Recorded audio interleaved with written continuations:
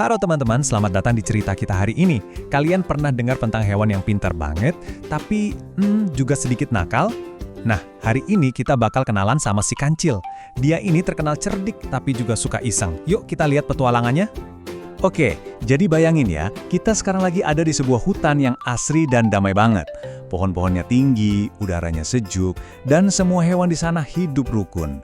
Ada kelinci, kura-kura, tupai, semuanya main bareng. Suasananya itu loh, tenang sekali. Nah, di antara semua hewan yang tenang itu, ada satu tokoh utama kita. Kenalan yuk, ini dia, si kancil.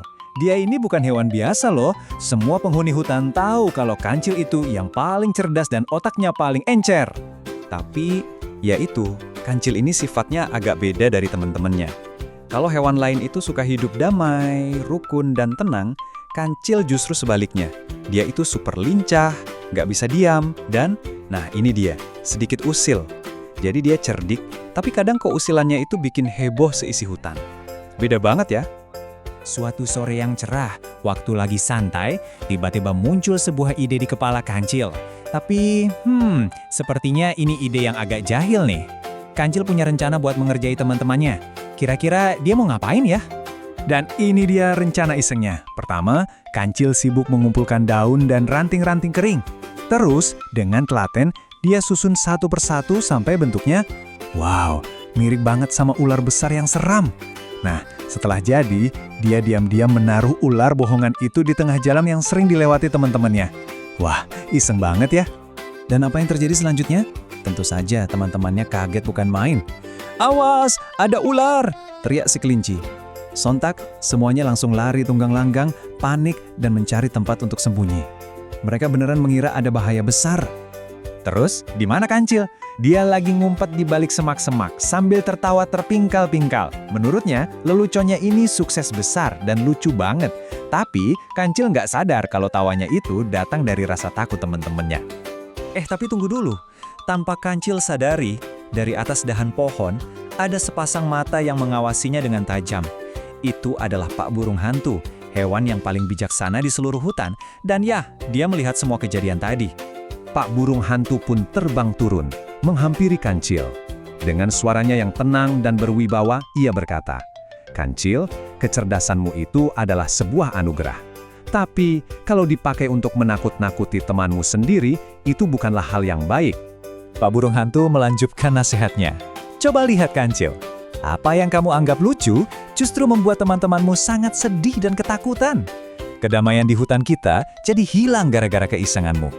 Mendengar nasihat bijak dari Pak Burung Hantu, kancil pun terdiam. Dia mulai memikirkan semua perbuatannya. Nah, ini adalah momen penting dalam cerita kita, di mana kancil mulai belajar. Seketika, tawa kancil yang tadi riang langsung hilang. Ia menundukkan kepalanya, merasa sangat-sangat malu. Kata-kata Pak Burung Hantu benar-benar kena di hatinya. Dia baru sadar, perbuatannya tadi bukan lucu, tapi jahat. Kancil lalu menatap Pak Burung Hantu, matanya sedikit berkaca-kaca. Dengan tulus ia berjanji, "Mulai hari ini, aku akan menggunakan kepintaranku untuk membantu teman-teman, bukan untuk menyakiti mereka lagi." Itu janji yang tulus dari lubuk hatinya. Dan benar saja, kancil menepati janjinya. Sejak hari itu, dia berubah total. Dia nggak pernah lagi iseng. Malahan, kecerdikannya sekarang selalu dipakai untuk menolong teman-temannya dan menjaga kedamaian di hutan. Wah, keren banget ya cerita si kancil. Nah, teman-teman, dari cerita tadi ada beberapa pelajaran penting yang bisa kita ambil loh. Yuk, kita coba pikirkan bareng-bareng. Pertanyaan pertama nih, kenapa ya teman-teman kancil sampai ketakutan seperti itu? Ya, jelas saja, karena mereka pikir ular itu asli. Bagi mereka, itu bukan lelucon, tapi bahaya yang nyata. Betul kan? Oke, selanjutnya, apa sih bedanya cerdik yang baik sama cerdik yang nggak baik? Nah, menjadi cerdik dengan cara yang baik itu artinya kita pakai kepintaran kita untuk melakukan hal-hal positif, untuk membantu, bukan untuk mengerjai apalagi menyakiti orang lain. Dan ini pertanyaan terakhir, khusus untuk kalian. Coba dipikirkan, gimana caranya kalian bisa menggunakan kelebihan atau kepintaran yang kalian punya untuk berbuat baik kepada teman-teman? Bisa dengan membantu mereka belajar atau menghibur saat mereka sedih. Nah, itulah pelajaran terpenting dari kisah kancil hari ini.